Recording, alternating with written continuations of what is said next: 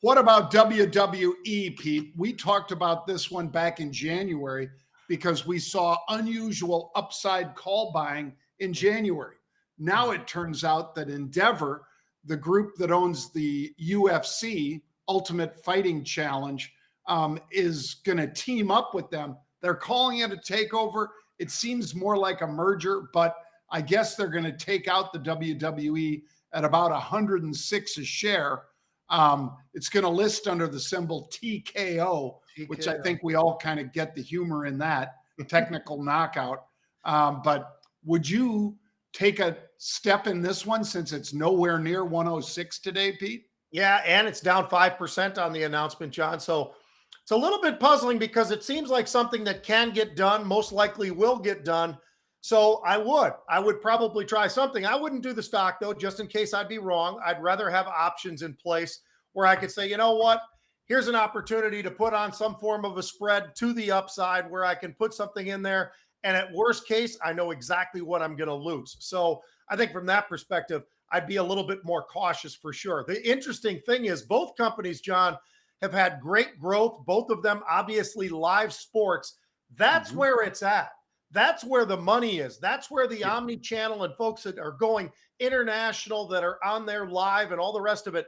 That's the exciting spot, I think, to be. So this could be something that could really be an amazing company put together where I think if their growth continues, both of them growing revenue about 10 or 20%, John, it's a pretty amazing thing to see what's going on. And unfortunately right now, I think McMahon actually, fortunately, I should say, I think he's getting out at a pretty reasonable time as well, because as we get further and further from the pandemic, I think that we will start to see a little bit of that kind of settling back down a little bit, probably back closer to normal than what we've been lately, which has been a very, very strong move to the upside. One part that you nail is the idea that live sports are where it's at. Everything else, you can watch it at your leisure. And granted, you can, if you have a DVR or anything else that causes you to be able to watch something at 9 o'clock at night, at 2 a.m, at whatever.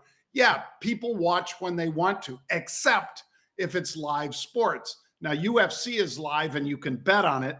I don't know quite about the WWE if you'll find too many people that'll let you place a bet on that, but it sure is entertaining. And I think that's where, Shane McMahon's a friend of ours, folks, full disclosure. I sent him a text this morning when I saw that he did this deal, or his dad did. By the way, Pete, did you see that Shane made his big comeback and this ties right in. Shane made his comeback at WrestleMania, and then Snoop Dogg had to go in for Shane. You can't make this stuff up. When I say entertaining, I'm talking about Snoop Dogg in the wrestling ring, with some of these crazies like Jake Paul and all these others. I mean, it is the best. But again, I don't know that they'll let you put money on those. So that one isn't the live action one quite as much as the draw of the UFC is. But I think they're both pretty strong with the fans.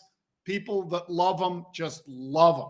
Crazy as it sounds, John, crazy as it sounds, they've actually talked about betting on wrestling. It's been kicked around, and I don't know how in hell that happens. But anyway, let's go on to the next one. Let's get to tech resources. Want more from Market Rebellion? Don't forget to like and subscribe, and learn more about options trading at marketrebellion.com.